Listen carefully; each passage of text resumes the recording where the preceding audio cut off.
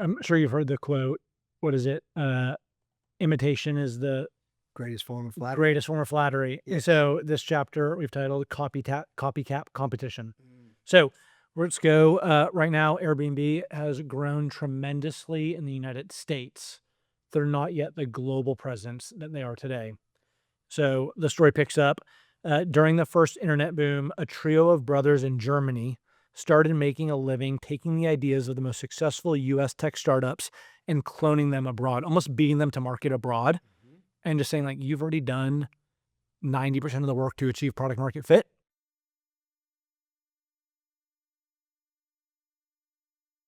The playbook was the same.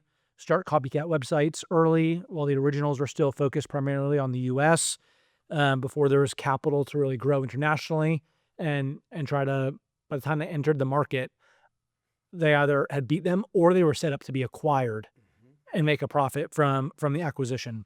So in 2011, this trio of brothers in Germany turns their attention to Airbnb. They started a company called Wimdu, and its Chinese subsidiary Arizu raised $90 million dollars and within a few months had hired 400 uh, employees, opened more than a dozen offices, and claimed 10,000 listings. Like snap of a finger, they're off and running. According to Airbnb, it started to hear from members of its platform in Europe about Wimdu's aggressive tactics, which included poaching listings from Airbnb's nascent business there and soliciting hosts to switch to Wimdu. So there, I mean, it's like back alley knife fight here. It's an all-out ground war, they say. So Airbnb is obviously at a serious disadvantage. It comprised only 40 people at the time. So the entire company is 40 people. And they knew they needed to claim the European market and fast. Airbnb couldn't call itself a travel company and not be available all over the world, particularly in Europe. So sure enough, soon these brothers made a proposition to Airbnb to sell it Wimdu. It prompted a major moment of soul searching for Airbnb. By now having access to the top minds in Silicon Valley, as Chesky recounted to Reid Hoffman's students as he told the story, he asked for advice from a growing panel of high octane investors. Think Mark Zuckerberg, Andrew Mason, Paul Graham, Reid Hoffman. Everybody had an opinion. Most of them were different. Mason, he said, having just gone through the experience, told him that Wimdu had the potential to kill Airbnb. Zuckerberg, Chesky said, advised him not to buy because whoever had the best product would win. In the end, like you can probably guess it, given one of the earlier chapters, Chesky took the advice from Paul Graham of Y Combinator fame, who told him that the difference between Airbnb and Wimdu was that Airbnb owners were missionaries and Wimdu owners were Mm. mercenaries. Missionaries, he told him, usually win. Missionaries versus mercenaries. Mm. In what Chesky would later call a bet the company moment, the co-founders decided not to buy Wimdu, mainly for the reason Graham mentioned. Chesky didn't want to absorb 400 new employees who he felt were mercenaries and whom Airbnb had had no say in hiring. They also decided that the Samwer brothers, the German brothers, likely had no interest in running the company long term. Their whole business model revolved around selling companies, not running them. The best revenge was to force them to actually run the giant company Yes. that they just built. You had the baby, now you've got to raise a child, and you're stuck with it, he told Reid Hoffman. I mean, talk about like you have not thought beyond the US. Like the US feels like a massive market to you. You're just scratching the surface. And all of a sudden, with only 40 employees, Mm. you're waging a global war, business war, and your entire company is at stake because you think about any investment of capital into the business that helps you grow. Mm. If the global market, international market's taken off the table, all of a sudden the valuation comes down and how the money that you have to fund growth starts to disappear. So this was I think he calls it a bet the company moment. Mm. I think it was a bet the company moment. If they lost this, if he was wrong and these brothers decided to make this a bigger war and maybe prove to be missionaries instead of mercenaries, that it might have been the end of Airbnb as we know it today. Mm. But because they took the bet and because they were right, or at least willing to fight the fight and win it, Airbnb as it exists across the world today is what it is. You know, as I read about that, researched it, heard you tell it again, what struck me is an adage that Truett shared one time when we were going up against Boston Market, and they were much faster than us. It was kind of a bet the company moment, but the thought that came out of it was, if we'll get better, customers will demand we get bigger because we were all focused on getting bigger. Where it's like, how can we get bigger? But bigger works against getting better. And I think underlying that decision, he gave up getting bigger quicker Mhm. in order to get better. And I also love the fact, we've been talking about how hard this whole journey had been. I love the fact it's like, okay, I can outlast you because I'm a cockroach. I'm a cockroach. I So believe and I believe in I'll what survive. we're doing. I'll survive. We'll just keep going. But you've got to now go through all those hard things that I've been through, and it's like, I can outlast Yeah, you. I And he's look, right. It's like, this is hard. It's not easy. And the easy thing for him and the easy thing for them would just be to sell it. But he chose the hard thing. And I think many times in life, that's the counterintuitive idea as Mhm. well. Choose hard things because the hard things we choose are always the most valuable, always the ones we're most proud of.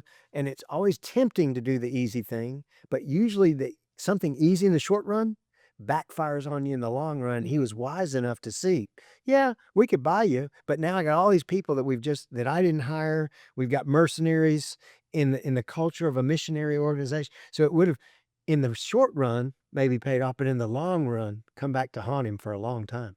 And you said choosing the hard thing. What's unique about this situation, and it's not every situation, but there are times where doing the hard thing is doing nothing. And you think about, like, you're provoked in this way, something that you have blood and sweat equity in over a long period of time to build is at risk of being stolen. Like, it feels like it's being stolen. It's being copycatted and recreated. Like, that wasn't their work. That's your work that's being repurposed. And when provoked, most people want to respond and do something.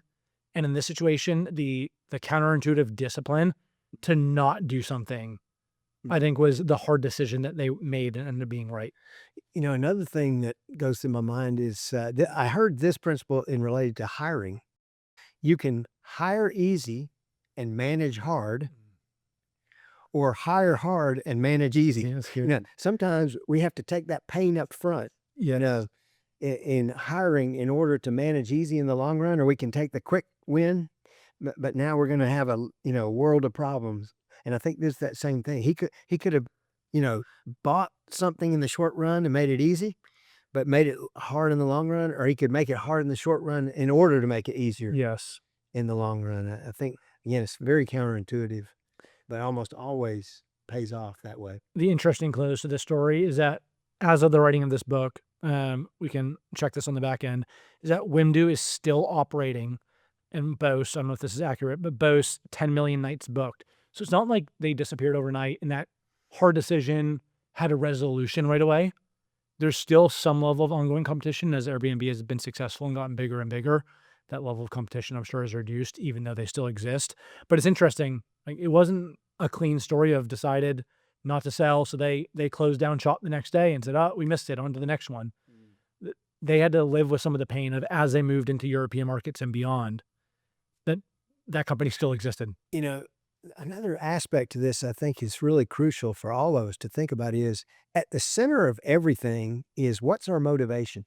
And Mm. motivation is core to your culture, it's core to your success, it's core to your character. And if your motivation is missionary, you just believe this is something the world needs and you know, that's really, but if your core uh, kind of motivation is mercenary, it's just not going to work out well uh, to try and bring those two things Mm. together. So, Which is all right. So, and this is gonna be a great segue into our next chapter where you get missionaries on your team by having a purpose worth being a missionary for. yes. So next chapter coming up, we're gonna hit pursuing purpose.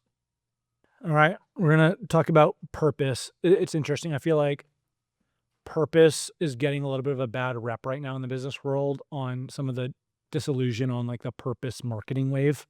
So think this is less purpose marketing and more about purpose as identity. Yes. And so we're going to talk about how to get missionaries, you need authentic, true purpose. You need leaders who actually believe it. They don't just say it. So um, in 2013, Airbnb went through a rebrand. And that rebrand wasn't just a marketing exercise, it was an identity clarification exercise. So sometime in 2013, Airbnb started thinking about reorienting its entire mission and center of gravity. It's an interesting way to think about, like, what's the center of gravity of a business or a brand, to better articulate the elements that made using its platform so unique.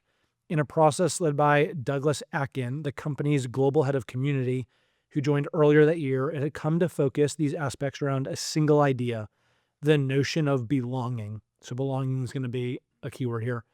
Atkin, an expert on relationships between consumers and brands, had come to the idea after months of intense focus groups with some 500 members of Airbnb's user base all over the world. So a call back to an earlier chapter that we had where we talked about starting with the user, the consumer, the guest, and working backwards.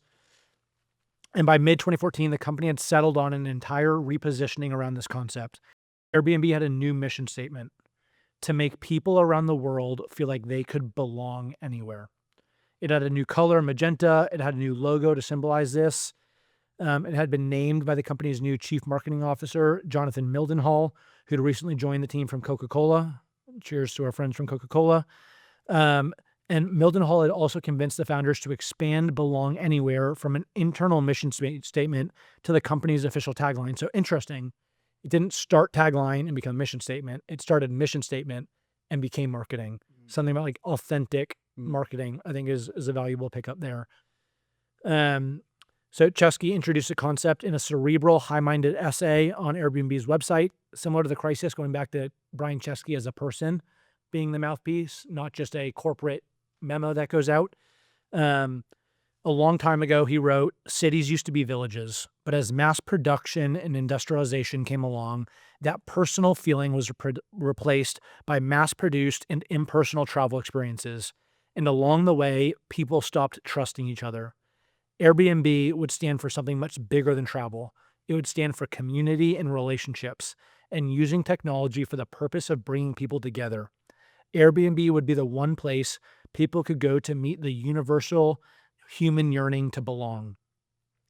He goes on to say, belonging in the Airbnb rebrand context didn't have to be about having tea and cookies with the person who lives in the space. It was much broader. It meant venturing into neighborhoods that you might not otherwise be able to see, staying in neighborhoods and places as a traveler you wouldn't normally be able to, bunking in someone else's space, and having an experience that person hosted for you, regardless of whether you ever laid eyes on him or her. So their purpose became belonging.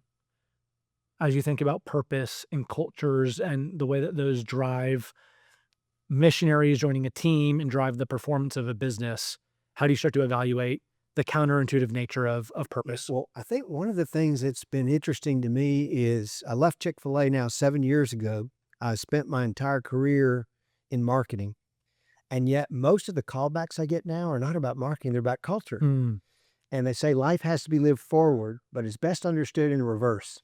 So in looking back, it's like, why is it culture is what and I've come to this conclusion. I used to think of culture as being something in the HR department, branding being as something in the marketing department, never the two shall meet. But what I've realized is that culture and marketing are just two sides of the same coin. That ultimately, for a great brand with strong emotional connection, there's a portal that customers see that brand. That's marketing and branding. That's their portal. And then there's a portal that employees see that brand. That's culture. Both of them are driven by emotional connections. The emotional connection may be a little different for the employee, but it's got to be the same coin, just two different sides of the same coin. And so it's interesting they kind of figured that out. It's like this has always been an internal mantra, so to speak, an internal con, but it actually should be reflected externally. And ultimately, it ought to be two sides of the same coin. And the fact that one of the other interesting facts I've learned along the way is that customers will never be more excited about your brand than your own employees. it's good. So if you want to engage customers at a higher level, you got to start by engaging your own employees at a higher level. And it kind of ratchets up, and your own employees, for at least a customer facing brand, set the level of emotional engagement. And so I think they kind of realized that, but now they're kind of ratcheting up the other side. But you're right.